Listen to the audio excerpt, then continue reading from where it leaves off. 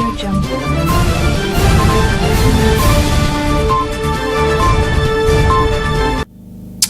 Vous avez choisi Mabanya Recopolis sur télévision pour vous informer. Messieurs et dames, vous avez opéré un très bon choix et bienvenue dans cette session d'information. Parlons éducation dans ce journal. Messieurs et dames, dans un communiqué rendu public par l'inspection générale, le gouvernement congolais a réaménagé le calendrier scolaire de l'année 2024-2025 en cours.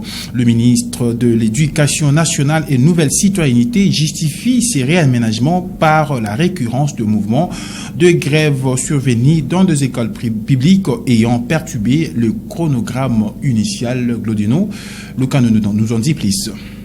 Le début de l'année scolaire 2024 et 2025 n'a pas été rose pour les établissements publics de la RDC suite au mouvement de grève des enseignants revendiquant l'amélioration de leurs conditions de vie, notamment l'augmentation de leur enveloppe salariale conformément aux divers accords signés entre le gouvernement et le bas syndical qui a retardé l'effectivité de la rentrée scolaire. Pour ce faire, le gouvernement congolais, à travers le ministère de l'Éducation nationale et Nouvelle Citoyenneté, a rendu public un calendrier scolaire réaménagé pour l'année en cours. Cette annonce a été faite par l'inspection générale via un communiqué. Si l'ancien calendrier prévoyait les épreuves hors session de l'exéta du lundi 5 mai 2025 au 19 du même mois, le nouveau prévoit du lundi 2 juin au 14 du même mois. Et pour les épreuves de la session ordinaire qui était prévue du lundi 23 juin au 26 juin, le nouveau calendrier les a repoussés en date du lundi 28 au 31 juillet de cette même année.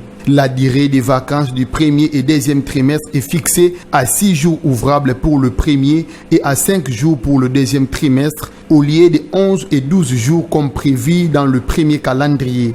De même pour les dates de l'ENAFEP et TENASOSPI. Le premier est prévu le mardi 1er et mercredi 2 juillet 2025 et le second du jeudi 17 au vendredi 18 juillet 2025. L'année scolaire 2024-2025 va donc du lundi 21 octobre 2024 au mardi 5 août 2025. Et puis, dans l'est de la République démocratique du Congo, les FARDC gagnent de plus en plus du terrain en combattant la coalition M23 RDF après avoir conquis plusieurs localités au nord Kivu. Le colonel Guillaume Ndjike, porte-parole de l'armée congolaise, révèle que l'intention de ces milices était d'exploiter le gisement minier dans cette partie de la République démocratique du Congo. Les forces armées de la République démocratique du Congo ne cessent de gagner du terrain. Plusieurs localités du Nord Kivu ont été conquises après d'intenses combats avec la coalition M23 RDF, notamment la localité de Loa-Numbi dans le territoire de Kalehe, groupement de Bouzi. Ici nous sommes à Lumbishi, qui est la première localité que l'armée rwandaise LM23 avait récupérée. Non seulement Lumbishi, mais aussi vous voyez les crêtes Bitagata et Kamatale et toutes ces crêtes surplombant la cité de Lumbishi. À en croire le colonel Guillaume Ndjike, porte-parole de forces armées de la République démocratique du Congo, les rebelles avaient l'intention d'exploiter les gisements miniers dans cette partie du pays. L'armée rwandaise et ses multiples alliés avaient comme intention d'exploiter les minéraux. Il y a un gisement minier au niveau de Kabingo. Et partout là-bas, ils ont été repoussés. Et plus récemment encore au-delà d'Ngungu. Guillaume Ndjike a rassuré l'opinion publique sur la détermination de l'armée congolaise. Soyez rassurés qu'à chaque tir de l'armée rwandaise sur nos positions ou sur notre population ou sur les déplacés, en tout cas les forces armées de la République démocratique du Congo ont le droit de réagir et de la manière la plus forte, de manière à mettre notre population hors des portées des tirs ennemis. L'opération Caterpillar est en cours et à l'armée rwandaise d'en tirer les conséquences, a-t-il conclu.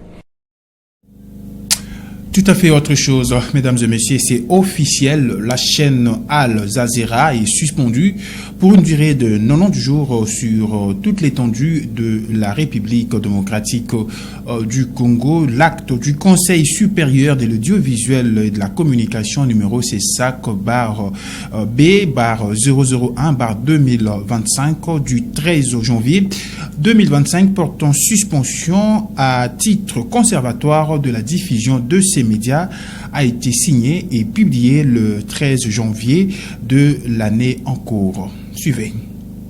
La sentence est scellée. Au-delà des mots, le gouvernement congolais vient d'agir. Comme annoncé par le ministre de la Communication et Médias, Patrick Mouyaya, lors d'un briefing presse, la diffusion de la chaîne Al Jazeera est suspendue pour 90 jours sur l'ensemble du territoire national. L'acte du Conseil supérieur de l'audiovisuel et de la communication, numéro CESAC-B/001/2025 du 3 janvier 2025, portant suspension à titre conservatoire de la diffusion de cette chaîne en RDC, a été signé et publié le lundi 13 janvier dernier. Cette décision du gouvernement congolais fait suite à la diffusion d'une interview d'un chef rebelle réalisée par un journaliste de Al Jazeera. Après débat et délibération, le CESAC a pris acte dont la teneur suit. Article 1. Est suspendu de diffusion sur toute l'étendue de la République démocratique du Congo pour une durée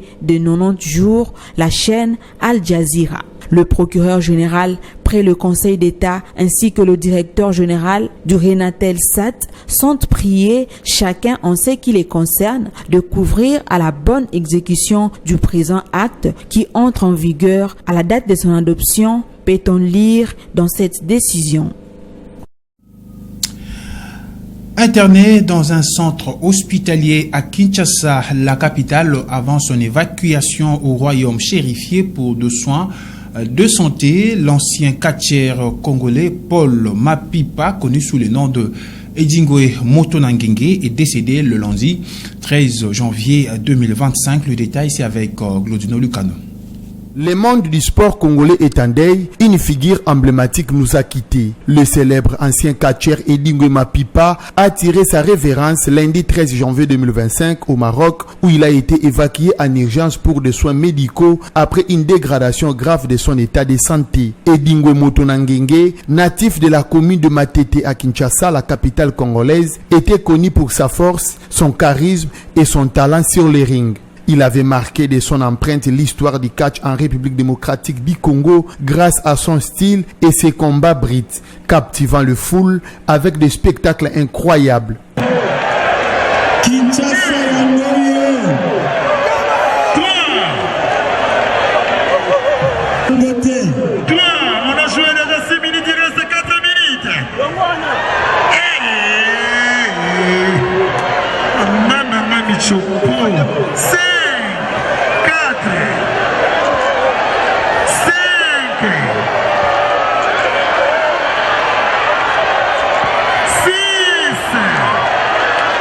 Paul Mapima de son vrai nom, Edingwe a laissé un héritage incontestable dans le monde du catch en RDC. Il a contribué à la popularisation du catch congolais, devenant une véritable icône culturelle. Plusieurs jeunes catcheurs s'inspirent de son style et de sa détermination. Son nom est synonyme de puissance pour le jeune. L'ancien champion du Congo en catch, appelé affectueusement Edi par ses fans, s'était aussi lancé dans le théâtre où il avait été aperçu aux côtés de célèbres artistes comédiens comme Vu de loin et Tito, Mukwata et les autres.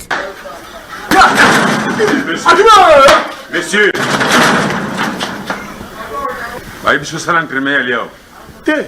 champion. Naki koye bisoka ki nataki komano na TV na Belgique. Bongo otali komano na TV. Et sengeli na yo tabagan oyawa. Le pango na yo. Madame le banan. Paul Mapipa Edingwe Motonangenge est mort à l'âge de 73 ans des suites d'un cancer.